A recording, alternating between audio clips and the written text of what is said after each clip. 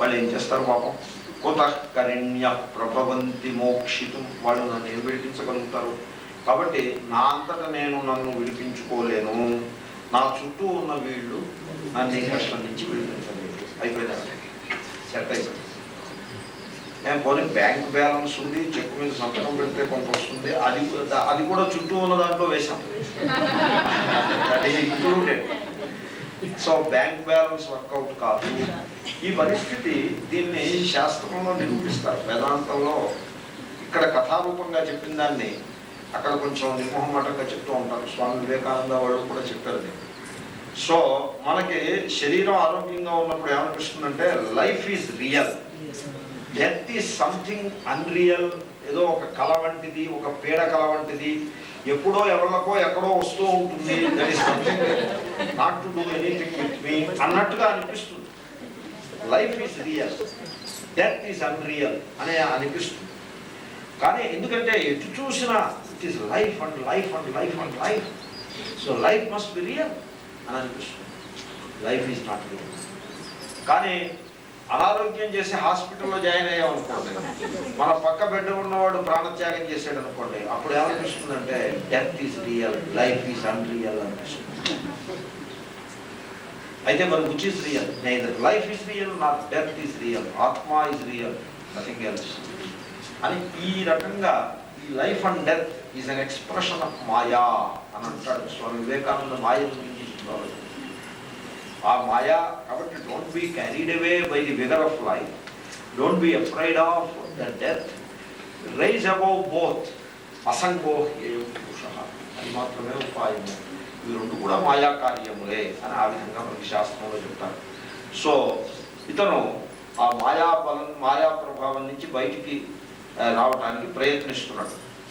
ఇక్కడ పోతన్న గారు చాలా అందమైన పద్యం ఒకటి చెప్పారు, ఊహగలంగి. మీరు వినుంటారు ఈ పద్యం. ఊహగలంగి, ఊహగలంగి అంటే మతి పోయిందని అర్థం, ఏమీ ఆలోచన ఏమీ తోచట్లేదు. జీవనపు టోలమునంబడి, దీనికి కాదు, ఏనుగుకి కాదు, మనిషికి. ఇక్కడ మనిషి గురించి చెప్తున్నారు పోతన్న గారు, ఏనుగు తర్వాత వస్తుంది. ఊహగలంగి జీవనపు టోలమునంబడి సృక్కుచున్ మహా పోరుచున్ మహామోహలతా నిబద్ధ పదము. మోహము, మహామోహము, అజ్ఞానము, ఆసక్తి, భోగలాలసత, తృష్ణ, లోభము, కామక్రోధాలు, వీటన్నిటికీ కలిపి మోహం అని పేరు. ఇది పెద్ద మోహం. ఈ మోహం అనే భయంకరమైన త్రాడు వీడిని కట్టి లాగేస్తుంది. మహామోహలతా నిబద్ధ పదము విడిపించుకొనంగలేక, వినిపించుకొనంగలేక సందేహము పొందు దేహి క్రియా. నేను ఈ పోరాటంలో నేను బతుకుంటానా చచ్చిపోతానా అనే సందేహంలో పడిపోతాను మానవుడు. ఆ మానవుడిలా ఉన్నాడు ఈ గజము. దేహి క్రియ దీనదశన్ గజముండే. చూసారా పోలికలో ఉన్నాను, యథా గృహి అని అన్నామే. సో మానవుడిలా గజం ఉన్నది, కానీ వాస్తవానికి ఈ గజంలా నువ్వు ఉన్నావని మానవునికి చెప్పడం కోసమే కథ వచ్చినది. First reverse.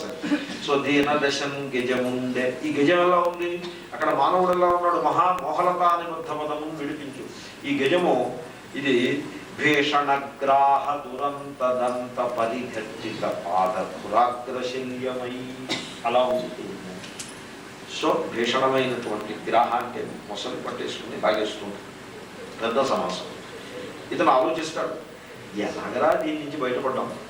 ఏ రూపంబున దీని గెలుతూ నెట మీదే వెంట చింతింతూ. అయిపోయింది, తను ప్రయత్నం పూర్తయింది. ఈ తన చుట్టూ ఉన్నవాళ్ళు ఏమీ పనికిరారు. ఎవ్వారింజీరుదు, ఎవరిని పిలవాలి నేను ఇప్పుడు? ఎవ్వరడ్డమిక నీవు వారి ప్రచారోత్తమున్ వారి పొందగవారలెవ్వరు. ఈ వారి ప్రచారోత్తముడు అంటే మొసలి. దీన్ని అడ్డుకుని నాకు ప్రాణభిక్ష పెట్టగలిగే వాళ్ళు ఎవ్వరు? అఖిల వ్యాపార పారాయణులు. సామాన్యుడు పని చేయలేడు, మహాశక్తి సంపన్నుడు మాత్రమే చేయాలి. వాళ్ళు ఎవరు? ఉన్నారా లేరా? లేరే. మృక్కెద దిక్కుమాలిన మురాలింపన్ ప్రపుణ్యాత్మకులు అని సందేహంలో పడతారు. ఇక్కడ చూడండి, ఓం నమో భగవతే తస్మై. గజేంద్ర స్తుతి చాలా గంభీరమైన స్తుతి. నేను ఎక్కువసేపు చెప్పను గజేంద్ర స్తుతి, కొద్దిసేపు చెప్తాను. నేను ఉరికే మీకు దాని దాని విస్తారం గురించి చెప్పడం కోసం ఒక ఐడియా ఇస్తున్నాను. నేను ఎక్కడో గజేంద్ర స్థుతి చెప్పాను, 18 రోజులు చెప్పాను గజేంద్ర మోక్షం. దాన్ని బట్టి దాని విస్తారం మీకు అర్థం అవుతుంది. సో ఓం నమో భగవతే తస్మై యత ఏతచ్చిదాత్మకం పురుషాయాది బీజాయ పరేషాయాభిధీమహి. ఇక్కడ అంటారు అతనికి పూర్వజన్మ సంస్కారం వల్ల ఈ భావనలన్నీ వచ్చేవి అంటారు. ఇది కూడా ఎలాగంటే మనిషి డెత్ బెడ్ మీద ఉన్నప్పుడు చిన్నప్పుడు తల్లి నేర్పిన శ్రీకృష్ణ శతకం పద్యాలు గుర్తుకొస్తాయి. సో నీవే తల్లివి తండ్రివి నీవే సగుడు గురువు నీవే నువ్వే పద్యం అది అప్పుడు గుర్తుకొస్తుంది, ఈ లోపల గుర్తుకు రాదు. ఇప్పుడు 10వ ఏట కంఠస్థం చేసాం ఆ పద్యం, అది డెత్ బెడ్ మీద గుర్తుకొస్తుంది. డెత్ బెడ్ మీద హాస్పిటల్ బెడ్ మీద మీరు ఏదో పేరు పెట్టండి. అప్పుడు ఈ మధ్యలో ఇంకా కృష్ణ శతకం పద్యం గుర్తొచ్చే పనే లేదు అసలు. ఎన్ని పనులు ఎన్ని వ్యవహారాలు ఎన్ని. సో నీవే తల్లివి తండ్రివి నీవే గురుడు నీవే సొప్పుడవు నీవే సర్వము అని అనాథగే. అది ఎంత పెద్ద మాటది. మనం అలా అంటామా, ఇదిగో తల్లిది ఇది తండ్రి ఇది భర్త ఇది భార్య వీడిది వీడది వీడు బాసు వీడు నా కింద పనిచేసేవాడు అనే భేద దృష్టితోటి ఆసక్తితోటి జీవిస్తాం. కానీ సర్వము నీవే అని. ఎందుకంటే మన ద్వైత ప్రపంచంలో తల్లి తండ్రి కాడు, తండ్రి తల్లి కాదు. తండ్రి చేసిన పని తండ్రి చేయలేడు, తండ్రి చేసిన పని తల్లి చేయలేడు, వీళ్ళు చేసిన పని సఖుడు చేయలేడు. ఎవళ్ళు ఏదో ఒకటే అవుతారు, అన్నీ ఒకళ్ళు అవ్వరు. అన్నీ ఒకళ్ళైన సందర్భం పరమేశ్వరుడే. ఎందుకంటే ఆయనే తల్లి ఆయనే తండ్రి ఆయనే సఖుడు, ఎవ్రీథింగ్ ఈజ్ ఈశ్వర. ఆ ఈశ్వరుడే ఆత్మరూపంగా లోపల ఉన్నాడు అన్ని పాత్రలని పోషిస్తూ. సో ఆ ఈశ్వరుణ్ణి స్మరించేటువంటి సందర్భము ఉన్నది. అందుకోసం గుర్తొచ్చింది. లేకపోతే ఏమిటి ఇంతంత పద్యాలు ఎక్కడి నుంచి వచ్చాయి, ఇన్ని భావాలు ఎక్కడి నుంచి వచ్చాయంటే పూర్వజన్మ సంస్కారము. పూర్వజన్మకి ఈ జన్మలో బాల్యానికి పెద్ద తేడా ఏం లేదు. వేదాంతంలో ఇవన్నీ కలిసే ఉంటాయి. పెద్ద డిఫరెన్స్. స్మృతి కొంచెం బలమైతే పూర్వజన్మ గుర్తొస్తుంది, స్మృతి కొంచెం వీక్ అయితే 10 ఏళ్లలో చేసింది గుర్తొస్తుంది, ఇంకా వీక్ అయితే 30 ఏళ్ల నాడు చేసింది కూడా గుర్తుకురాదు. So that is how it works. Anyway, so ఆయన పరమేశ్వరుని ప్రార్థిస్తున్నాడు. ఏ పరమేశ్వరుని నుంచి అయితే ఈ జగత్తంతా పుట్టిందో అని ఎలా మొదలెడతారు. పోతన్న గారు అంటారు చూడండి, ఎవ్వని చేయించు జగమెవ్వని లోపలముందు లీనమై ఎవ్వని యందు బిందు. బిందంటే స్థితిని కలిగి ఉంటుంది. ఎవ్వని యందు బిందు పరమేశ్వరుడు. అది పరమేశ్వరుడు అనే దానికి డెఫినేషన్. అది యతో వాచో నివర్తంతే కాదు, యతో వా ఇమాని భూతాని జాయంతే ఏన జాతాని జీవంతి యత్ ప్రయంత్యభిసంవిశంతి తద్విజిజ్ఞాసస్వ తద్బ్రహ్మేతి అనే డెఫినేషన్, ఉపనిషత్తు డెఫినేషన్. ఇది తెలుగు ఉపనిషత్తులో ఉండేవాడిని నేను. ఈ ఎవరిని జనించదని తెలుగు ఉపనిషత్తు ఇది. సో ఎవ్వని యందుడిందు పరమేశ్వరుడు ఎవ్వడు. ఆ పరమేశ్వరుడు ఎవ్వడు. మూల కారణం వెవ్వడనాది మధ్యలయుడెవ్వడు. సర్వము దానయైన వాడెవ్వడు. సర్వము తానైన వాడు ఎవడు. అభిన్న నిమిత్తోపాదాన కారణం. అంతేగాని ఆయన అక్కడెక్కడ కూర్చుంటాడు ఇక్కడంతా సర్వము ఉంది అని కాదు. సర్వము తానే ఉన్నవాడు ఎవడు. వాని ఆత్మభము. వాడు ఎక్కడ ఉంటాడు?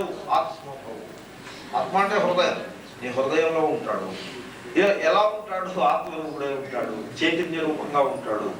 అట్టి ఈశ్వరుని నే శరణంబు వేడెదన్.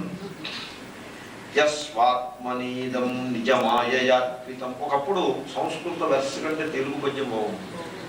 ఈ శ్లోకం చూడండి. యస్వాత్మనీదం నిజమాయయార్పితం క్వచిత్ విభాతం క్వచిత్ తిరోహితం ఆవిద్ధదృక్ సాక్ష్యుభయం తదీక్షతే స ఆత్మమూలేవతు మాం పరాత్పరః.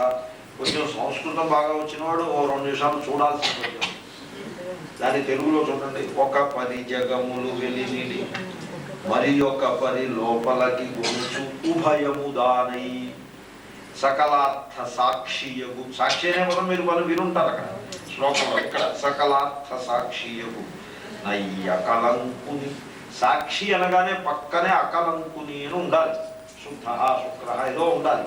ఎందుకంటే ఈ జాగ్రత్త స్వప్న సుషుప్తుల సాక్షిగా ఉంటూ వాటి దోషాలు సంక్రమిస్తాయేమో అనే శంకని అప్పటికప్పుడు కొట్టి పారేస్తూ ఉండాలి. సాక్షికి సంక్రమించము అని చెప్పడం కోసం. అకలంకుని ఆత్మమూలు. ఆత్మయే మూలముగా కలవాడు, అయితే బుద్ధి యందు నిలిచి ఉండేవాడు. అర్థిదలంతు. అటువంటి ఆత్మమూలుడైన పరమేశ్వరుణ్ణి నేను ఈ కష్టం నుంచి బయటపడాలని కోరిక కలవాడనై ప్రార్థిస్తున్నాను. అర్థిదలంతు. భక్తులు 4 రకాలను మీకు మనం చేశాను. సో గీతలో ఉన్న ఒక్క శ్లోకం నేను సంక్షిప్తంగా ప్రస్తావిస్తున్నా. సో ఆర్తో జిజ్ఞాసు అర్థార్థి జ్ఞానీచ భరతర్షభ. సో నలుగురు భక్తులు, నలుగురు గొప్పవాళ్ళే, అందరూ ఉదారా సర్వ ఏవైతే, అందరూ ఉదారులే. ఎందుకంటే సంసారంలో ప్రాబ్లంకి సంసారంలో సొల్యూషన్ వెతికేవాడి కంటే సంసారంలో ప్రాబ్లంకి ఈశ్వర సొల్యూషన్ వెతికేవాడు ఎప్పటికీ సమర్థుడేవాడు. వాడు ఎప్పుడో ఇంకొక స్టెప్ ముందుకు వేసేవాడు. సో ఈ భక్తిలో కేవలం కష్టం వచ్చినప్పుడు భక్తి చేసేవాడు ఆర్తభక్తుడు. సుఖంలో ఉన్నప్పుడు వాడు భక్తి చేయడు. వాడికి శ్రీకృష్ణ శతకం పద్యాలు కష్టంలోనే గుర్తుకొస్తాడు. సుఖంలో ఉన్నప్పుడు చాలా హడావిడిగా ఉంటాడు, గుర్తులో వాడు ఆర్తభక్తుడు. మంచిదే కదా, పోనీ ఎప్పుడో గుర్తుకొచ్చింది. అర్థార్థి భక్తుడు ఇంకొక స్టెప్, కష్టంలో ఉన్నప్పుడు అలా అర్థం చేసుకోవాలి. కేవలం కోరికలో ఉన్నప్పుడే దేవుని ప్రార్థిస్తాడని కాదు. It's a gradation and growth. One is a step for the other. So అర్థార్థి భక్తుడు కష్టంలో ఉన్నప్పుడు దేవుణ్ణి ఎలాగో ప్రార్థిస్తాడు, కానీ సుఖంగా ఉన్నప్పుడు కూడా ఏదైనా ప్రాజెక్ట్స్ ఆరంభం చేసేప్పుడు ఒకసారి గణేష్ మహారాజ్ అంటూ ఉంటాడు. కష్టం ఉన్నప్పుడే దేవుడు, మిగతాప్పుడు మాకు ఏ దేవుడు అక్కర్లేదని కాకుండా సుఖంగా ఉన్నప్పుడు, అన్ని కులాసాగా ఉన్నప్పుడు కూడా ఈశ్వరుని ప్రార్థిస్తూ ఈ విధంగా ఏదో పూజ ఏదో చేసుకుంటూ శ్రవణం చేస్తూ ఉంటాడు. సుఖంగా ఉన్నప్పుడు, సుఖంలో ఉన్నప్పుడు శ్రవణం చేస్తారు, కష్టంలో ఉన్నప్పుడు ఏం శ్రవణం చేస్తారు, ఎవరు శ్రవణం చేస్తారు. కాబట్టి వీడు అర్థార్థి. అయితే కేవలము శ్రవణం రాదు, పూజాదీనం. కేవలము కష్టం వచ్చినప్పుడు ఒకసారి, సుఖం వచ్చినప్పుడు ఇంకోసారి కామనలతో ఈశ్వరుని ఆరాధించడమేనండి అసలు మన స్వరూపం ఏమిటి, ఈశ్వరుడు యొక్క యథార్థ స్వరూపం ఏమిటి అని ఆ మీమాంస చేయాలా అక్కర్లేదా? ఎంతకాలం ఇలా ఆరాధిస్తాము? ఈ కోరికలకి ఏమైనా హద్దుందా? కోరిక పుట్టినప్పుడల్లా దేవుడా అంటూ ఉండడం, కష్టం వచ్చినప్పుడల్లా దేవుడా అంటూ ఉండడం. కష్టం వచ్చినప్పుడు దేవుడా అంటే ఆర్తు, కోరిక పుట్టినప్పుడు దేవుడా అంటే అర్థార్థి. ఇంతేనా? ఇంకా దీనికి మరో ఎండ్ లేదా? ఇది what kind of road it is, what is my nature అని ఇలాగంటే ప్రశ్నలు కొన్ని మౌలికంగా వేసుకుని వాటి సమాధానాలను అన్వేషిస్తూ ఆ సమాధానాల కొరకై ఈశ్వరుని అనుగ్రహాన్ని అర్థించేటువంటి వాడు. అంటే హే పరమేశ్వర నాకు జ్ఞానభిక్ష పెట్టు అని అడిగేవాడు. తీరిన కోరికలు ఏవో తీరే పోనీ, ఇంకా ఉన్నాయి, అవి వద్దులే పోనీ, వాటిని నేనే సర్దుబాటు చేసుకుంటాను, నువ్వు నాకు జ్ఞానాన్ని అనుగ్రహించు, శ్రవణాన్ని నాకు అవకాశాన్ని కల్పించు అని ప్రార్థించేటువంటి భక్తుడున్నాడే వాడు జిజ్ఞాసు. మీరు జ్ఞానం కావాలని ప్రార్థిస్తే జ్ఞానం లభిస్తుంది ఈశ్వరుడి నుంచి. కామన ఒకప్పుడు లభిస్తుంది, ఒకప్పుడు లభించదు. మీ కర్మఫలాన్ని బట్టి ఉంటుంది. ఎందుకంటే మీ కర్మఫలంలో అనుకూలంగా ఉంటే కామనని పంపిస్తాడు, కర్మఫలంలో అనుకూలంగా లేకపోతే పోస్ట్పోన్ అయిపోతుంది. కానీ జ్ఞానము మీరు ఎప్పుడు కావాలనుకుంటే అప్పుడు లభిస్తుంది. ఎందుకో తెలుసునా? మీ ఆత్మస్వరూపం జ్ఞానం. ఆయన కొత్తగా మీకు మీలో లేని జ్ఞానాన్ని మీకు ఇవ్వక్కర్లేదు. మీ చేతన స్వరూపులు మీరు, మీ స్వరూపం జ్ఞానం. కాబట్టి అది మీకు వెంటనే ఇవ్వగలుగుతుంది, ఏమీ ఇబ్బంది లేకుండా ఇవ్వగలుగుతుంది. కాబట్టి జిజ్ఞాసు భక్తుడు చాలా తొందరలోనే జ్ఞాని భక్తుడుగా గ్రాడ్యుయేట్ అవుతాడు. జ్ఞాని అయిపోతే వాడు ఏ ఈశ్వరుణ్ణి అన్వేషిస్తూ ఉన్నాడో ఆ ఈశ్వరుడికి అభేదమే. The truth that the seeker is the sought, truth వాడికి తెలుస్తుంది. దాని పేరే జ్ఞానము. జ్ఞాని భక్తుడు నాలుగు. ఈ నలుగురిలో ప్రహ్లాదుడు జ్ఞాని, మీరు గమనించి ఉంటారు. ప్రహ్లాదుడు జ్ఞాని, పక్క జ్ఞాని. ఇంకా మళ్ళీ 100కి 100 రూపాయికి 16 అణాల జ్ఞాని ఆయన. ధ్రువుడు అర్థార్థి. అంచేతనే అయ్యో నేను జ్ఞానాన్ని కోరలేదే అని బాధపడతాడు, జిజ్ఞాసు స్థితిని చేరుకోలేకపోయానే అని బాధపడతాడు. గజేంద్రుడు ఆర్తుడు. కానీ చిన్న సంగతి మీకు ముందు వస్తుంది. గజేంద్రుడు ఆర్తుడి నుంచి చాలా తొందరగా జిజ్ఞాసుగా మారిపోతాడు. చూద్దాము. సో ఈయన ఆత్మభక్తిని చేస్తున్నాడు. That is the general introduction about Gajendra. ఆ పరమాత్మకు, అంతేకాకుండా ఈ జగత్తునంతా కూడా శక్తి రూపంగా వ్యాపించి ఉన్నటువంటి అనంత శక్తివంతుడైన పరమేశ్వరునికి నమస్కారం. ఇప్పుడు చూడండి, ఈ జగత్తంతా కూడా సత్తా రూపంగా వ్యాపించి ఉన్నాడు, శక్తి రూపంగా వ్యాపించి ఉన్నాడు. అంటే ఆయనకంటూ ఒక విశిష్టమైన రూపం ఉండడానికి వీలు. ఇదే రూపము కరెక్టు, ఇంకా మిగతా రూపాలు ఏమీ కూడా కరెక్ట్ కాదు అన్నట్లయితే అది మనం తెలియకుండానే భగవంతుడికి ఒక అపచారాన్ని చేసిన వాళ్ళం. ఎందుకంటే భగవంతుడు ద్రవ్యము వలె పరిచ్ఛిన్నుడు. దేశకాలములు దేశమునకు రూపం ఒకే రూపమును మీరు ఎప్పుడైతే అన్నారో దేశ పరిచ్ఛేదం చేసేసారు.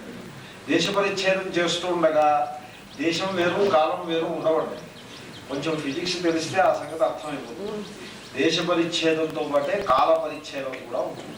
అంటే ఒక కాలంలో పుట్టి ఇంకో కాలంలో గిట్టుతుంది అని అర్థం. మనం ఈశ్వరుని అలాగే చెప్పడం సరికాదు. కాబట్టి అరూపాయ, ఏ ప్రత్యేకమైన రూపము లేనివాడు. అంచేతనే ఆత్మ చైతన్యానికి ఏ రూపము లేదు, అంచేతనే అన్ని రూపాలని ప్రకాశింపచేయగలుగుతుంది. ఉరు రూపాయ. ఇప్పుడు ప్రాజెక్టర్ కాంతి ఉన్నది కదండి, సినిమా ప్రాజెక్టర్ కాంతి, దానికి ఏ రూపం ఉంటుంది చెప్పండి? ఏ రూపము ఉండదు. అంచేతనే ఎన్ని రకాల సినిమాలు, కొత్త కొత్త సినిమాలు, కొత్త కొత్త రూపాలు ఎన్ని వచ్చినా కూడా అది అద్భుతంగా ప్రకాశింపజేస్తుంది. సపోజ్ దానికే ఒక విశిష్ట రూపం ఉందనుకోండి, ఆ ఒక్క రూపాన్ని ప్రకాశింపజేస్తుంది, ఇంకే ఏ రూపమో అది ప్రకాశింపజేయలేదు.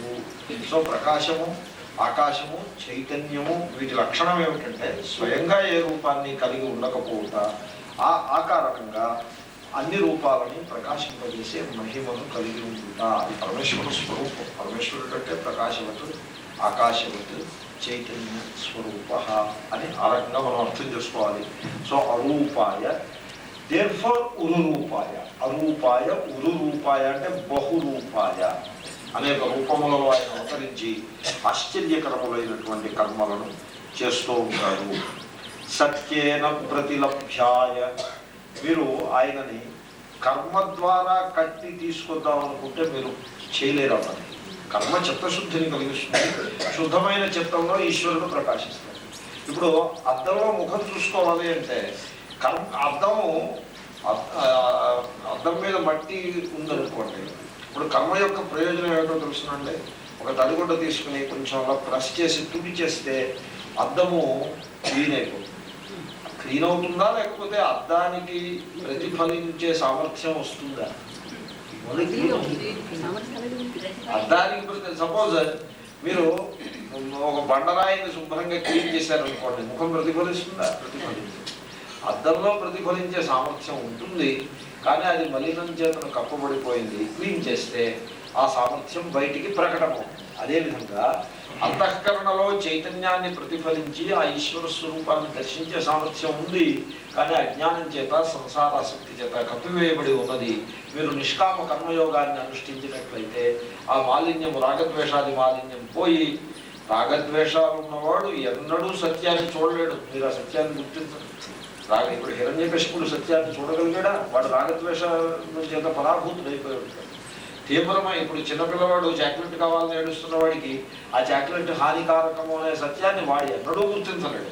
అలాగే మనం పెద్దలం కూడా తీవ్రమైన రాగద్వేషములను కలిగి ఉన్నంత కాలము మనకి సత్యం గోచరించదు. సత్యం గోచరించే పనే లేదు.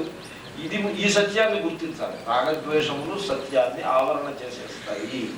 సో ఆ రాగద్వేషములను తొలగించుకునే ఉపాయమే నిష్కామ కర్మయోగము. ఆ విధంగా కర్మ అద్దాన్ని శుద్ధి చేసినట్టుగా మనస్సును శుద్ధి చేస్తే ఆ తర్వాత దాని యందు జ్ఞానం ప్రకటమవుతుంది. కాబట్టి సో సత్యేన ప్రతిలభ్యాయ.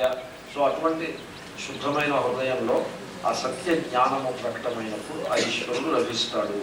నైష్కర్మ్యేణ విపశ్చిత. ఆ శుద్ధమైన హృదయంలో నిష్కర్మ అంటే కర్మ సంబంధము లేని ఆత్మస్వరూపంగా విపశ్చిత, వివేకవంతుని చేత, జ్ఞాని చేత ఈశ్వరుడు పొందబడుతాడు.